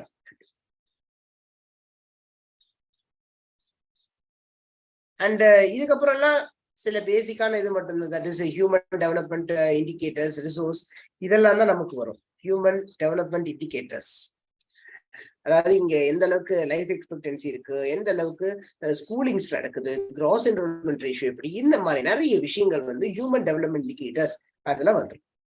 இதை விட மெயினா இன்னொரு கான்செப்ட் இருக்கு, that is LPG, that is liberalisation, privatisation, globalisation. இந்த கான்செப்ட்ல இருந்து சில கேள்விகள் எக்ஸ்பெக்ட் பண்ணலாம். Because India is stepping foot for 31 years, 31 வருஷம் முடிஞ்சிருச்சு எல்பிஜி ரிஃபார்ம்ஸ் இனிஷியேட் பண்ணி. அதே என்ன எல்பிஜி ரிஃபார்ம்ஸ்னா, இது ஒரு நியூ எக்கனாமிக் பாலிசி. அதுல ட்ரேட வந்து முடிஞ்ச அளவுக்கு ரிலாக்ஸ் பண்றது, பெரிய ரூல்ஸ் இதெல்லாம் எல்லாம் எதுவும் இல்லாம, லைசன்ஸ் இதெல்லாம் இல்லாம அது அப்படியே ரிலாக்ஸா ஃப்ரீ ட்ரேட் பண்றது தான் நம்ம லிபரலைசேஷன். பிரைவேடைசேஷன்னா நஷ்டத்துல ஓடி இருக்க கவர்மெண்ட் நிறுவனங்களை தனியாருக்கு கொடுக்கறது. அதே மாதிரி globalisation, it is the integration of the local trade with the global trade. உள்ளூர் வியாபாரத்தை உலக வியாபாரத்தோட லிங்க் பண்றதா குளோபலைசேஷன். அதாவது உலகத்துல இருக்க எந்த பொருளை வேணாலும் நம்ம இன்னைக்கு நம்ம வாங்க முடியும். அதே மாதிரி நம்ம பொருள் உலகத்துல பல இடங்களுக்கு கிடைக்கிறதுக்கு நம்மளால இது செய்ய முடியும். ஃபார் எக்ஸாம்பிள் 1990க்கு முன்னாடி எல்லாம் ஒரு ஃபாரின் கம்பெனி இங்க வந்து இது பண்றதுங்கிறது அவ்வளவு ஈஸியான விஷயம் இல்லை. ஆனா இன்னைக்கு அது ரொம்ப சாதாரண விஷயமா ஆயிடுச்சு. ஆப்பிள் இதெல்லாமே இன்னைக்கு ரொம்ப சாதாரணமான ஒரு விஷயமா மாறிடுச்சு. இது போக மற்ற சர்டன் இஷ்யூஸ் நியூஸ் பேப்பர்ல இருக்கிறது, இதுதான் நம்ம ப்ரிலிமினரி ஆஸ்பெக்ட்ல வரக்கூடிய பாயிண்ட் ஆஃப் வியூ. அதை நம்ம சொல்லிட்டோம். ஓகே, சோ இதுல இன்னொரு விஷயம் நம்ம சொல்ல வேண்டியது இருக்கு. தட் இஸ் அவர் மெயின்ஸ்ல என்ன மாதிரி சிலபஸ் இது கேட்கிறாங்க. மெயின்ஸ்ல என்ன மாதிரி சிலபஸ் இது கேட்கிறாங்க அப்படின்னா, that is first of all mains exam நீங்க அப்ரோச் பண்ணும்போது அதுல சிலபஸ்ல கொடுத்திருக்க வார்த்தைகளை ரொம்ப கவனமா படிக்கணும். It is intended to assess the overall intellectual traits and the depth of the understanding of the candidates rather than merely the range of their information and memory. உங்களுடைய memory பவரையோ உங்களுக்கு எவ்வளவு இன்ஃபர்மேஷன் தெரிஞ்சுக்குங்கிறத டெஸ்ட் பண்ணுங்கிறதுக்காகவோ இந்த mains exam கிடையாது. It is generally to access the overall intellectual traits and the depth of the understanding. உங்களுக்கு எந்த அளவுக்கு புரிஞ்சிருக்கு, உங்களுக்கு சுத்தி இருக்கிறத பத்தி நாலேஜ் எந்த அளவுக்கு இருக்குங்கிறது தான் இந்த மெயின்ஸ் உடைய பாயிண்ட் ஆஃப் வியூ. இதுல நம்மளுடைய எக்கனாமிக்ஸ் வந்து GS 3ல வரும், பேப்பர் 4 அண்ட் GS 3ல வரும். இதுல நிறைய விஷயங்கள் இது பண்ணிருப்பாங்க. எக்கனாமிக் டெவலப்மெண்ட், பயோடைவர்சிட்டி, என்விரான்மெண்ட் அப்படின்னு நிறைய இருக்கும். ஆனால் இதுல எக்கனாமிக் டெவலப்மெண்ட் தான் நம்ம இது பண்ண போறோம். கிட்டத்தட்ட எப்பயுமே nearly 40 to 50% questions is usually asked from the economic development in part 4, that is GS 3. எப்பயுமே ஒரு 20 கொஸ்டின்ஸ் கேட்கறாங்கன்னா அந்த 20 கொஸ்டின்ஸ்ல கிட்டத்தட்ட 8ல இருந்து 10 கொஸ்டின்ஸ் வரைக்கும் நாம எக்ஸ்பெக்ட் பண்ணலாம். ஸோ இது வந்து ஒரு பிரின்சிபல் கேம் சேஞ்சர், ரொம்ப ரொம்ப இம்பார்ட்டன்டான ஒரு கான்செப்ட். இதுல ஃபர்ஸ்ட் நம்ம Indian economy and issues related to planning, mobilisation of resource, growth, development, employment அப்படிங்கிற அந்த ஆஸ்பெக்ட்ல நம்ம இவ்வளவு நேரம் நம்ம அதான் சொல்லியிருந்தோம். ட்ரூத்னா என்ன, டெவலப்மெண்ட்னா என்ன, எம்ப்ளாய்மெண்ட் எப்படி எல்லாம் ஏதாவதுங்கிறத நிறைய விஷயம் நம்ம பார்த்துக்கோம். Next inclusive growth and issues arising from it.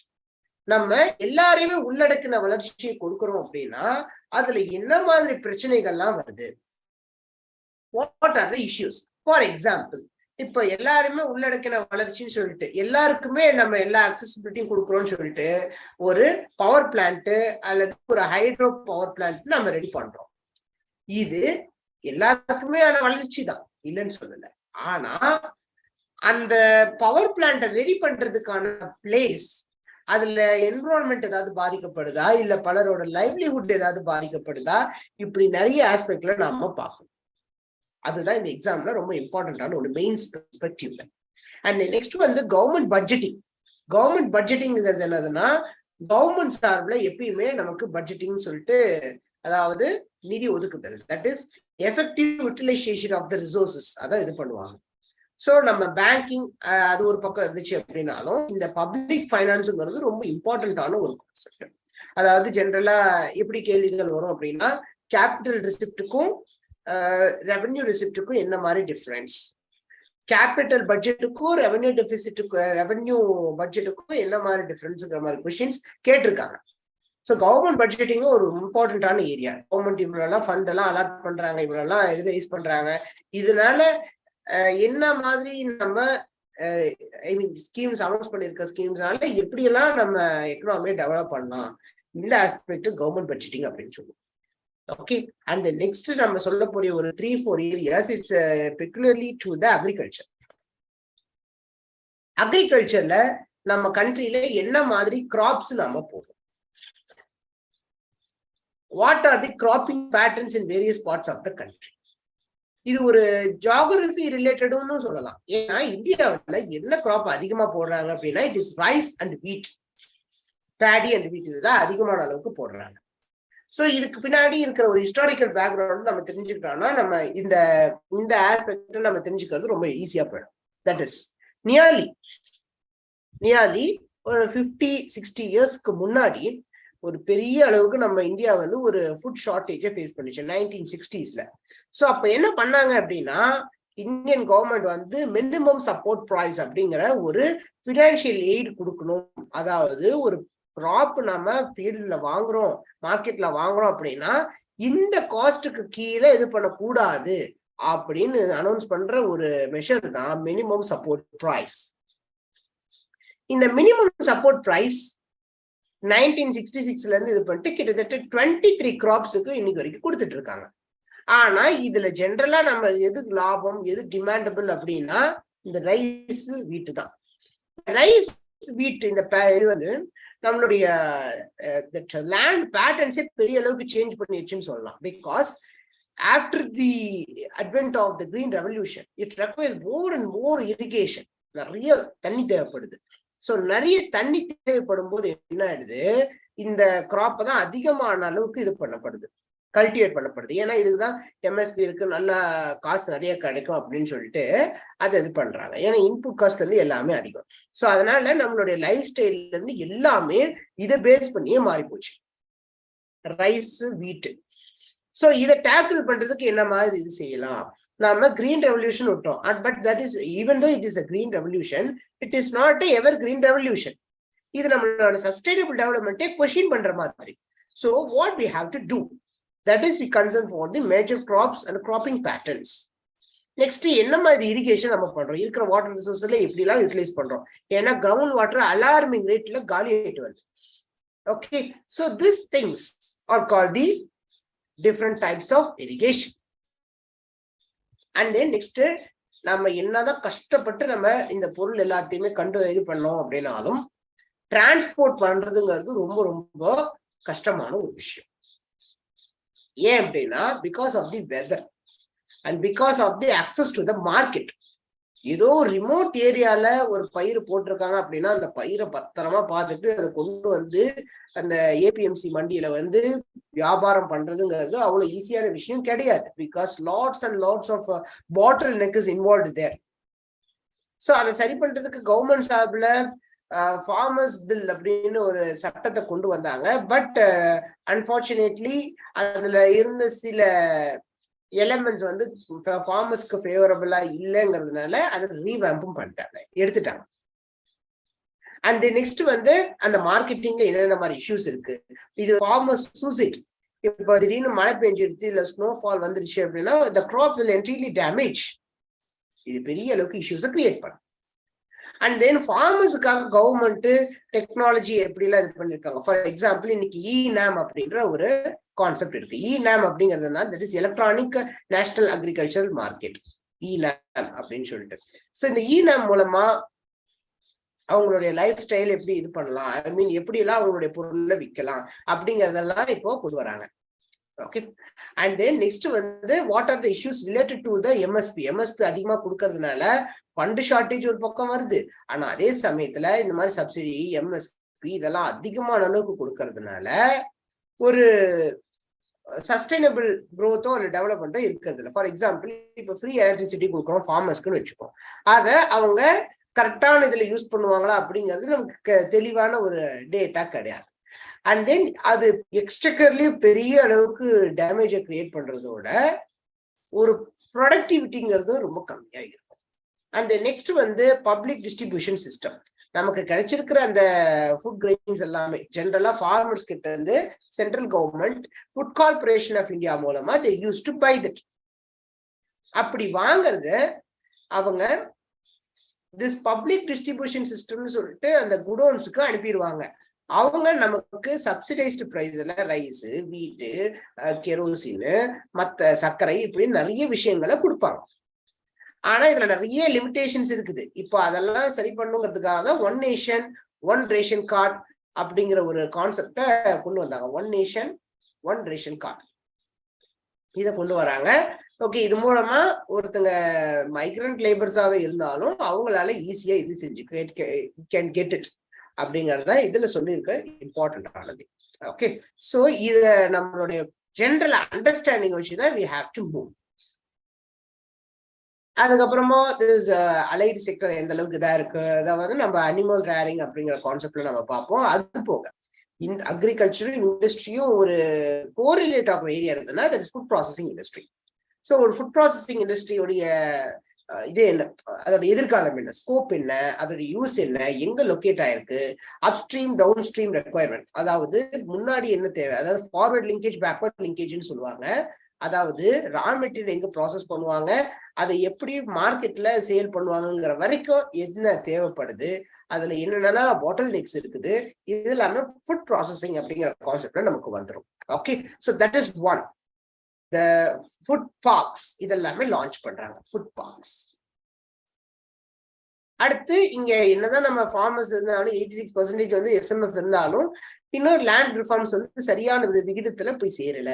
So அந்த லேண்ட் ரிஃபார்ம்ஸ் வந்து நம்ம சரியான இதுல கொண்டு போகணும். இது வரைக்கும் இந்தியாவில் கேரளாலையும் வெஸ்ட் பெங்காலையும் பெரிய அளவுக்கு இந்த லேண்ட் ரிஃபார்ம்ஸ் வந்து சக்சஸ்ஃபுல்லா அமைஞ்சிருக்கு. ஆனா அதுவே மற்ற ஸ்டேட்ஸ்ல அது பெரிய அளவுக்கு ஆகல. பிகாஸ் இந்த லேண்ட் ரிஃபார்ம்ஸ்ல ரொம்ப பிரைமரியா இருக்கிறது என்னன்னா இன்டர்மீடியேட் அபாலிஷ் பண்ணணும், அப்புறமா டெனன்ட் அவங்களுடைய ப்ரொடெக்ஷன் அது ரொம்ப பெருசா இருக்கணும். இதெல்லாமே தான் நம்ம லேண்ட் ரிஃபார்ம்ஸ் அதுல பார்ப்போம். Next effects of liberalisation on the economy. இது நம்ம சொன்ன மாதிரி நம்ம எக்கனாமில இந்த பிசினஸ் இது எல்லாமே ரொம்ப ஃப்ரீயா நடக்கணும், எந்த ரெஸ்ட்ரிக்ஷன்ஸ் இல்லாம ஈஸியா நடக்கணும், நார்ம்ஸ் எல்லாம் ரொம்ப ஈஸியா இருக்கணும். அதுல வந்து ஏதாவது ஒரு ஸ்ட்ரிஞ்சென்ட்டா இருந்தது அப்படின்னா then the business or economy it will suffer very bad. And then the industrial policyயும் வந்து நமக்கு பெரிய அளவுக்கு மாற்றங்கள் கொண்டு வந்துச்சு. ஏன்னா நம்ம 1990s முன்னாடிலாம் ஒரு இண்டஸ்ட்ரி ஆரம்பிக்கணும் அப்படின்னா we have to get the license from the government. ஆனா 1990s அப்புறமா செலக்டட் இண்டஸ்ட்ரீஸ் தவிர மற்ற யாருக்கும் பெரிய இதெல்லாம் தேவையில்லை. ஓகே, அண்ட் தென் இண்டஸ்ட்ரீஸ்ல இப்படி நிறைய விஷயங்கள்லாம் பண்ணதுனால அதுல ஏற்பட்ட மாற்றங்கள் இப்படி இதுவும் நம்ம. அண்ட் தென் இன்ஃப்ராஸ்ட்ரக்சர் இன்வெஸ்ட்மெண்ட் இது எல்லாமே மோரர்லெஸ் சேம் இதுதான். நம்ம இன்ஃப்ராஸ்ட்ரக்சர்ங்கிறது நம்ம போதுமான அளவுக்கு இன்னைக்கு நம்ம ரெனியூவபிள் எனர்ஜி நோக்கி போயிட்டு இருக்கோம். கிட்டத்தட்ட இன்னைக்கு அபிஷியல் டேட்டா படி around 40% of the energy is met by the renewable energy இந்தியால 40%. ஓகே, இதை வந்து 2030 50-50 ஆக்கணும். 50% ரெனியூவபிள் 50% நான் ரெனியூவபிள் ஆக்கணும் அப்படிங்கிறது கவர்மெண்டோடைய இலக்கு. எனர்ஜி இன்னைக்கு வந்து ரீசெண்டா இது பண்ணா one world one sun one grid இந்த மாதிரி கான்செப்ட் எல்லாம் இந்தியா சார்பில் எடுத்துட்டு போகப்பட்டுச்சு. இன்டர்நேஷனல் சோலார் அலையன்ஸ் இதெல்லாம் அப்படிதான் கொண்டு வந்தாங்க. அது போக போர்ட் டெவலப்மெண்ட்டுக்கு வந்து ரொம்ப ரொம்ப இம்பார்ட்டன்டான ஒண்ணு. ஏன்னா நம்மளுடைய பெரிய அளவுக்கு ஃப்ரைட் கார்கோ இது எல்லாமே போர்ட் மூலமா தான் நாம டிரான்ஸ்போர்ட் இது எல்லாமே செய்யறோம். ஓகே, அதுக்காக கவர்மெண்ட் சார்பில் சாகர் மாலா அப்படிங்கிற ஒரு ஸ்கீமை லான்ச் பண்ணாங்க. சாகர்னா ஓஷன், ஓகே, மாலானா இட்ஸ் கார்டன். ஓகே, அதாவது ஓவராலா அந்த ஓஷனை வந்து நம்ம டெவலப் பண்ணணும், போர்ட்டை டெவலப் பண்ணணும், கனெக்டிவிட்டி இம்ப்ரூவ் பண்ணணும், அது மூலமா நிறைய எம்ப்ளாய்மெண்ட்டை ஜென்ரேட் பண்ணணுங்கிறது தான் போர்ட் செக்டார்ல இது பண்றது. அண்ட் தென் ரோடு செக்டார் வந்து தட் இஸ் ஹைவேஸ் எல்லாம் நம்ம பெரிய அளவுக்கு யூஸ் பண்ணணும், அதை வந்து ப்ராப்பர் கனெக்டிவிட்டி இருக்கணும், எல்லா இடத்துலயுமே போற அளவுக்கு நல்லா கனெக்டிவிட்டி இருக்கும். ரோட்வேஸ்ல ஒரு பெரிய மாற்றம் இது பண்றாங்க. அதுக்கு வந்து கவர்மெண்ட் சார்பில் Bharat Mala north Indian markets எல்லாம் இது பண்றதுக்காக பாரத் மாலா அப்படிங்கிற ஒரு ஸ்கீமே இது பண்ணாங்க. நெக்ஸ்ட் ஏர்போர்ட்ல இன்னைக்கு நிறைய இது வந்து இம்ப்ரூவ்மெண்ட்ஸ் இதெல்லாமே கொண்டு வராங்க. ஸோ ஏர்போர்ட்ல வந்து தட் இஸ் ஏர்வேஸ், அந்த ஏர்வேஸ்ல வந்து கவர்மெண்ட் சார்பில் உதான் இந்த மாதிரி ஸ்கீம்ஸ் எல்லாம் இது பண்ணாங்க. நல்லா வேர்ல்டு கிளாஸ் இதெல்லாம் இது பண்ணணும்னு சொல்லிட்டு. ஓகே, அண்ட் தென் இப்போ தமிழ்நாட்டுல கூட ஒரு புது ஏர்போர்ட் இது பண்ணணும் அப்படின்னு சொல்லிட்டு they used to plan. And next ரயில்வேஸும் ஒரு சிக்னிஃபிகண்டான இது பண்ணுது. இப்போ ரீசெண்ட் இயர்ல கிசான் ரயில் அப்படிங்கிற ஒரு ரயில் கொடுத்து அது மூலமா நம்ம ஃபார் ரீச்சிங் ஏரியாஸ்லயும் நம்ம இது செய்யலாம், தட் இஸ் அக்ரிகல்ச்சர் ப்ரொடியூஸை வந்து நம்ம டிரான்ஸ்ஃபர் பண்ணலாம் அப்படிங்கிறது ரயில்வேஸ்ல லான்ச் பண்ணியிருக்கோம். One of the scheme. இது போக விமென் செக்யூரிட்டிக்காக சூப்பர் ஃபாஸ்ட் ட்ரெயினுக்காக எக்ஸாம்பிள் வந்து ரேபிட் டிரான்சிட்னு ஒன்றும் இல்லை, அதாவது புல்லட் ட்ரெயின் அப்படின்னு சொல்லுவாங்க. புல்லட் ட்ரெயின் வந்து மும்பைல இருந்து அகமதாபாத் வரைக்கும் போகணும் அப்படிங்கிற அந்த அதுல நிறைய விஷயங்கள் இன்வால்வ் ஆயிருக்கு. ஓகே, சோ இதை வந்து நம்ம ரேபிட் டிரான்சிட், அதுக்கப்புறமா அங்க நம்ம இது பண்ணிருக்கக்கூடிய மெட்ரோ, இது எல்லாமே ரயில்வேஸ் அப்படிங்கிற அந்த இன்ஃப்ராஸ்ட்ரக்சர் ஆஸ்பெக்ட்ல வந்துடும். இதுக்காக இன்வெஸ்ட்மெண்ட் ரைஸ் பண்றது எப்படி பண்ணலாம்? ஓகே, இப்போ வந்து பிரைவேட் பப்ளிக் பார்ட்னர்ஷிப் மூலமா நம்ம பண்ணலாம். அப்படி பண்ணாலும் நம்ம எந்த அளவுக்கு ஃபைனான்ஸ் பண்ண முடியும், அந்த பிரைவேட் செக்டரை எந்த அளவுக்கு எஃபெக்டிவா யூட்டிலைஸ் பண்ணிக்க முடியும், இதெல்லாமே we have going to see about the investment models. எக்ஸாம்பிளுக்கு ஒன்று சொல்லணும் அப்படின்னா, இந்த டோல்கேட்டுங்கிறது கவர்மெண்ட்டும் பிரைவேட்டும் சேர்ந்து அந்த ரோடு அந்த கான்ட்ராக்டை இது பண்ணிக்குவாங்க. அதுல பிரைவேட் கட்டி முடிச்சதுக்கு அப்புறமா அவங்களோட இன்வெஸ்ட்மெண்ட் காஸ்ட்டை வந்து அவங்க அந்த டோல் கலெக்ட் பண்றது மூலமா they can use to get their investment. Okay, so இப்படி இன்வெஸ்ட்மெண்ட் பண்றதுனால இங்க இந்தியால டெவலப்மெண்ட் எந்த அளவுக்கு ஃபார் ரீச்சிங்கா இருக்கு அப்படிங்கிறது தான் இந்த investment models. So for now prelims சிலபஸையும் மெயின் சிலபஸையும் நாம இது வரைக்கும் பார்த்துட்டோம். அண்ட் நெக்ஸ்ட் இதுல ஒரு ஃபியூ கொஸ்டின்ஸ் மட்டும் நம்ம பார்த்துட்டோம் அப்படின்னா நாம இன்னைக்கு have it to complete. So இதுல ஒரே ஒரு question we have to write.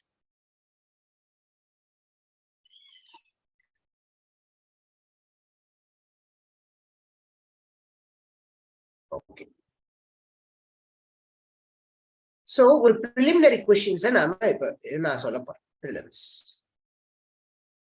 சிம்பிளான ஒரு கேள்விதான். எக்கனாமிக்ஸ் இதுல இருந்து கேட்ட ஒரு சிம்பிளான கேள்விதான். If you withdraw 1 lakh rupee from bank, that is demand deposit ன்னு சொல்லுவாங்க. அதாவது எப்ப வேணாலும் நம்ம டிமாண்ட் பண்ணோம்னா நம்ம காசை கொடுத்துருவாங்க. அது வந்து டிமாண்ட் டெபாசிட் அப்படின்னு சொல்லுவாங்க. What will be the immediate effect? இதுதான் கேள்வி. Actually immediate effect.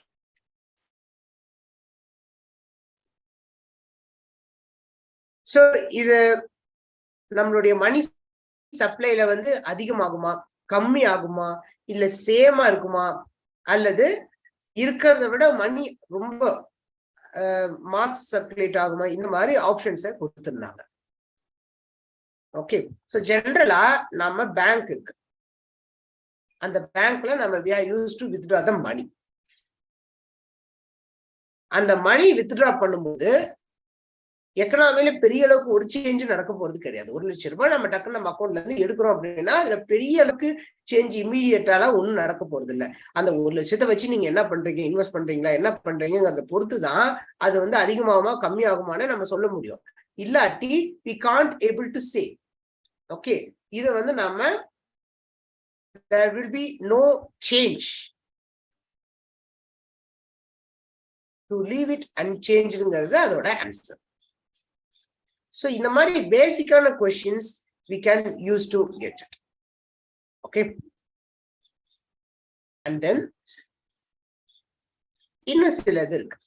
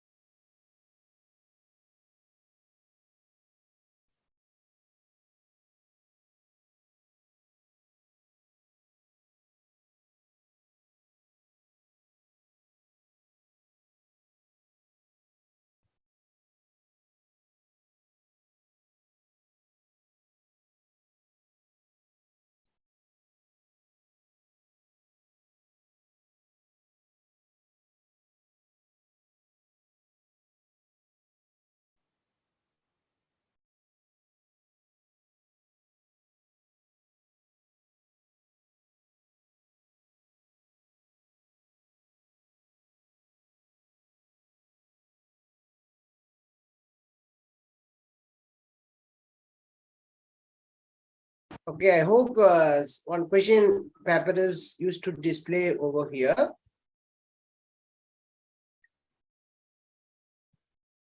So இதுல first question இருக்கு. That is rapid financing instrument and rapid credit facility. They are related to the provisions of lending by which of the following bank அப்படின்னு சொல்லிட்டு கேட்டிருக்காங்க. So இது வந்து ஒரு கரண்ட் அஃபேர்ல வந்து ஒரு கேள்விதான். கரண்ட் அஃபேர்ல இது எங்க வந்துச்சு அப்படின்னா, ஸ்ரீலங்கால ஒரு பெரிய எக்கனாமிக் கிரைசிஸ் வந்துச்சு அப்படின்னு சொல்லிட்டு நான் உங்களுக்கு ஆல்ரெடி சொல்லியிருந்தேன். ஸோ அப்படி வரும்போது அதை சமாளிக்கிறதுக்கு அவங்களுக்கு ஃபண்டு வேணும் அப்படின்னு சொல்லிட்டு ஐஎம்எஃப் அண்ட் தென் ஏடிபி இவங்க கிட்டலாம் நிறைய இதெல்லாம் கேட்டுட்டு வந்துட்டு இருந்தாங்க. ஸோ அப்படி வரும்போது இதுல வேர்ல்டு பேங்க் அவங்க இது பண்ணக்கூடிய ஒரு விஷயம் தான் திஸ் ரேபிட் ஃபினான்சியல் இன்ஸ்ட்ருமெண்ட் அப்படின்னு சொல்லிட்டு மே மந்த்ல 2022 இந்த கேள்வி கேட்டிருந்தாங்க. நமக்கு எக்ஸாம் ஜூன் 5 இல்லைங்களா? ஏன்னா இது அப்போ அடிக்கடி செய்தியில வந்துட்டு இருந்த ஒரு விஷயம். ஓகே, அண்ட் நெக்ஸ்ட் இதுல இருக்க இன்னொரு கேள்வி நம்ம பார்ப்போம். இது latest question paper. With reference to the Indian economy, consider the following statement. If the inflation is too high, Reserve Bank of India is likely to buy government securities. If the rupee is rapidly depreciating, RBI is likely to sell dollars in the market. If interest rates in USA or European Union were to fall, then it is likely to induce RBI to buy dollars அப்படின்னு கொடுத்திருக்காங்க. இதுவும் கிட்டத்தட்ட அந்த Ukraine Russia வார்னால வந்த இம்பாக்ட்ல வந்த ஒரு statement தான். ஜெனரலா இன்ஃபிளேஷன் அதிகமாயிடுச்சு அப்படிங்கும் போது ரிசர்வ் பேங்க் ஆஃப் இந்தியா என்ன பண்ணுவாங்க அப்படின்னா, they used to sell the government securities. Inflation அதிகமா இருக்குன்னு வைங்களேன், அதாவது செக்யூரிட்டிஸ் அப்படிங்கிறது என்னன்னா, இப்போ நம்ம கிட்ட நிறைய பணம் சர்க்குலேஷன்ல இருக்கு அப்படிங்கும் போது அந்த பணத்துக்கு காசு ஒரு பாண்டு அல்ல ஒரு செக்யூரிட்டியோ கவர்மெண்ட் சார்பில் கொடுத்துட்டு நம்ம கிட்ட இருக்கிற எக்ஸஸ் மணியை அவங்க வாங்கி வச்சுக்குவாங்க. ஓகே, ஸோ தட்ஸ் வை அந்த மாதிரி டைம்ல செக்யூரிட்டிஸை வந்து செல் பண்ணுவாங்களே தவிர பை பண்ண மாட்டாங்க. ஓகே, இப்ப செக்யூரிட்டிஸ் எல்லாம் வாங்கிட்டு நமக்கு பணமா கொடுத்துட்டாங்கன்னு வைங்களேன், இன்ஃபிளேஷன் அதிகம் தான். ஓகே, பட் இத ஃபர்ஸ்ட் ஸ்டேட்மெண்ட் பார்க்கும்போது இது தப்பு. இதுவே if the rupee is rapidly depreciating, RBI is likely to sell dollars in the market. Yes, is of course correct. ஏன் அப்படின்னா, இப்போ ஒருவேளை ஒரு கண்ட்ரில நம்ம இந்தியாலேயே ருப்பியோடைய வேல்யூ வந்து வேகமா குறைஞ்சிக்கிட்டே வருது அப்படிங்கும் போது RBI என்ன பண்ணுவாங்க அப்படின்னா, டாலர்ஸை வந்து சேல் பண்ணுவாங்க. அது மூலமா நமக்கு கொஞ்சம் டாலர் குறைஞ்சுது அப்படிங்கிறது நியூஸ்ல வந்து ஒரு விஷயம் தான். அண்ட் நெக்ஸ்ட் வந்து if interest rate in USA or European Union were to fall, that is likely to induce RBI to buy dollars. இப்போ ஒருவேளை அங்க இன்ட்ரெஸ்ட் ரேட் வந்து கம்மி ஆயிடுச்சு, அதாவது அங்க காசு வாங்குறதுக்கான வட்டிக்கு தான் நம்ம பணம் வாங்குவோம் இல்லைங்களா, அது கம்மி ஆயிடுச்சுன்னா நிறைய வாங்குவாங்க. ஓகே, ஸோ அதுதான் நம்ம இந்தியாவிலையும் இப்போ அங்க ஒருவேளை இன்ட்ரெஸ்ட் ரேட் குறைச்சாங்கன்னா இந்தியாவில நிறைய டாலர்ஸை வாங்குவாங்க. So the answer is 2 and 3. So இந்த மாதிரி ஒரு அப்ளிகேஷன் ஓரியன்டட்ல தான் நமக்கு கொஸ்டின்ஸ் வரும். Okay, and then last but not list, that is sources. என்ன மாதிரி சோர்சஸ் நம்ம படிக்கணும், நம்ம சோர்சஸ் நம்ம லிமிட் பண்ணணும் அப்படின்னு ஆல்ரெடி சொல்லியிருந்தோம் இல்லைங்களா. அதுல நம்ம ஃபர்ஸ்ட் பேசிக்கா என்ன படிக்கணும் அப்படின்னா NCERT புக்ஸ். NCERTல 9th standard, 10th standard, 11th standard and 12th macro எக்கனாமிக்ஸ்ங்கிற புக்கை நம்ம பார்க்கணும். மேக்ரோ எக்கனாமிக்ஸ்னு ஒரு புக் இருக்கும். இந்த 4 புக்கு தான். ஓகே, NCERT பேசிக்கா நல்லா ஸ்ட்ராங் பண்றதுக்கு. அண்ட் தென் நெக்ஸ்ட் வந்து ரொம்ப ரொம்ப இம்பார்ட்டன்டான ஒரு சோர்ஸ் என்னதுன்னா அது நியூஸ் பேப்பர். ஏதாவது ஒரு நியூஸ் பேப்பர் இஸ் இனஃப். ஏதாவது ஒரு நியூஸ் பேப்பரை ரெகுலரா ஃபாலோ பண்ணிட்டு அதை நம்ம அப்ளிகேஷன் ஓரியன்டட்ல இது பண்ணோம்னா that is very useful. Sir நான் ஒருவேளை கரண்ட் அஃபேர் மெட்டீரியல்ஸ் பார்க்குறேன் அப்படின்னா, அப்படி கரண்ட் அஃபேர்ஸ் மெட்டீரியல் பார்க்கலாம், ஏதாவது ஒரு இன்ஸ்டியூட்டோட கரண்ட் அஃபேர்ஸ் மெட்டீரியல் பார்க்கலாம். ஆனால் அப்படி பார்க்கும்போது நம்மளுடைய பெர்ஸ்பெக்டிவ் அப்படிங்கிறது ரொம்ப ரொம்ப சுருங்கிடும். ஒய்? பிகாஸ் நம்ம நியூஸ் பேப்பர்ல படிக்கும் போது அதுல நிறைய டேர்ம்ஸ் இருக்கும். ஃபார் எக்ஸாம்பிள் இம்போர்ட் கண்ட்ரோல்னு இருக்கும், டாலர் சுப்ரீமசின்னு இருக்கும். இதெல்லாமே சாதாரணமா இருக்கக்கூடிய ஒரு ஜெனரல் கான்செப்ட் தான். இது கரண்ட் அஃபேர்ஸ்ல வரணும்னு இல்லை. ஆனா நீங்க இதை கரண்ட் அஃபேர்ல படிக்கும்போது உங்களுக்கு இது நல்லா ஞாபகம் இருக்கும். So that's why newspaper is highly recommendable. At least 1 year newspaper வந்து recommendable. ஓகே, நெக்ஸ்ட் தேர்ட் என்ன பார்க்கணும் அப்படின்னா எக்கனாமிக் சர்வே.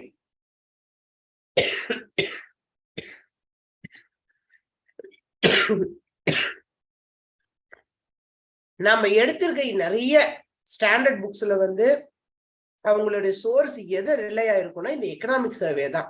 ஜென்ரலா வால்யூம் 1 வால்யூம் 2ன்னு ரிலீஸ் பண்ணுவாங்க. ஆனா லாஸ்ட் 2 இயர்ஸா வெறும் ஒரு வால்யூம் தான் நமக்கு ரிலீஸ் பண்ணியிருக்காங்க. Only 1 volume. நம்மளுடைய Indian economy, state of economy எப்படி இருக்கு, எக்ஸ்டர்னல் செக்டர் எப்படி இருக்கு, இப்படி நிறைய விஷயங்கள் அதுல சொல்லியிருப்பாங்க. So economic survey. And then budget document. Budget document இது வந்து ரொம்ப இம்பார்ட்டன்டான ஒன்று. நிறைய ஸ்கீம்ஸை பத்தி பேசியிருப்பாங்க. அதை பத்தி நம்ம நியூஸ் பேப்பர்ல நிறைய டிபேட்ஸும் ஓடி இருக்கும். இந்த ஸ்கீமை லான்ச் பண்றாங்க அப்படின்னா இது நடக்க போகுது. ஃபார் எக்ஸாம்பிள் லாஸ்ட் இயர் வந்து இ-ரூபி ரொம்ப இம்பார்ட்டன்டான ஒரு கரண்ட் அஃபேர். ஸோ இதனால வரக்கூடிய யூசஸ் என்ன, இதனால வரக்கூடிய டிமெரிட்ஸ் என்ன அப்படிங்கறத நல்லா கேர்ஃபுல்லா தெரிஞ்சுக்கணும். ஸோ அது மூலமா சேவிங்ஸ்ல ஏதாவது ப்ராப்ளம் வருமா, பேங்கிங் செக்டருக்கு ஏதாவது இஷ்யூஸ் வருமா, இன்ட்ரெஸ்ட் ரேட்ல ஏதாவது ரிஃப்ளெக்ட் ஆகுமா, இது ஒருவேளை பிட்காயின்ஸோடைய அந்த சுப்ரீமேசியை வந்து உடைச்சிட முடியுமா, இப்படி நிறைய விஷயங்கள் நம்ம பார்க்க முடியும். ஓகே, ஒன் கான்செப்ட் தான் நான் சொன்னேன். வழக்கமா பட்ஜெட் வந்து நமக்கு பிப்ரவரியோடைய ஃபர்ஸ்ட் ஒர்க்கிங் டேல they used to release that. So இம்பார்ட்டன்டான டாக்குமெண்ட். அது போக இந்த அக்ரிகல்ச்சர் சென்சஸ் லாஸ்டா இது பண்ணது. அண்ட் தென் வேற என்ன சொல்லலாம்னா திஸ் அனிமல் ஹஸ்பண்ட்ரி, கேட்டில், அதுல அவங்க ரிலீஸ் பண்ற சென்சஸ், லைஃப் ஸ்டாக் சென்சஸ், இதெல்லாமே நல்லா பார்த்துக்கணும். இதெல்லாம் பார்த்துட்டு அதுல இருக்கிற டேட்டா வந்து நமக்கு ரொம்ப ரொம்ப யூஸ்ஃபுல்லா இருக்கும் எக்ஸாம் பாயிண்ட் ஆஃப் வியூல. அது போக இது வழக்கமா அதிகமா சொல்லாத ஒரு விஷயம், தட் இஸ் ஜியாகிரபி புக் கூட எக்கனாமிக்ஸுக்கு ரொம்ப ஹெல்ப்ஃபுல்லா இருக்கும். ஜியாகிரபில எஸ்பெஷலி நம்ம 8th standard, 10th standard, 12th standard, அதுல செலக்டிவ் டாபிக்ஸ் வந்து நமக்கு எக்கனாமிக்ஸ்ல இதா இருக்கும். ஃபார் எக்ஸாம்பிள் இந்த அக்ரிகல்ச்சரு, இண்டஸ்ட்ரீஸ், இதெல்லாமே இந்த லொகேஷன்ஸ் அந்த இது நம்ம தெரிஞ்சுக்க முடியும். அதே சமயத்துல அது எந்த அளவுக்கு இம்ப்ரூவ் ஆயிருக்குங்கிறது நம்மளால தெரிஞ்சுக்க முடியும். ஓகே, ஸோ இது ஒரு இம்பார்ட்டன்டான சோர்ஸ். அண்ட் நெக்ஸ்ட் வந்து ஏதாவது ஒரு standard book, okay, that is Shankar Ganesh Karuppaiah அவர் எழுதின key concepts of Indian economy, அந்த புக் ஆகட்டும், சங்கர் கணேஷ் புக் ஆகட்டும், அல்லது Vivek Singh. Vivek Singh is also one of the important economist. He used to write one book regarding the Indian economy. ஆனா என்னன்னா, ஏன் இந்த ஸ்டாண்டர்ட் புக்ஸுக்கு நான் லாஸ்ட் ப்ரிஃபரன்ஸ் கொடுத்துருக்கேன்னா, because economy is a dynamic one. இந்த டைனமிக் சப்ஜெக்ட் வந்து நமக்கு பெரிய சோர்ஸ் ரிலே ஆகுது எல்லாமே இதுக்கு முன்னாடி சொன்ன இந்த சோர்ஸை வச்சுதான். இதை வச்சுட்டு தான் இதை அப்டேட் பண்ணிட்டே இருப்பாங்க. ஓகே, ஸோ தட்ஸ் வை மற்ற சப்ஜெக்ட்ஸை கம்பேர் பண்ணும்போது ஸ்டாண்டர்ட் புக்ஸ்ல எக்கனாமிக்ஸோட எடிஷன் மட்டும் ரொம்ப ரொம்ப அதிகமா இருக்கும். Okay, so that's all. So இந்த டெமோ வீடியோ உங்களுக்கு யூஸ்ஃபுல்லா இருக்கும் அப்படின்னு நினைக்கிறேன்.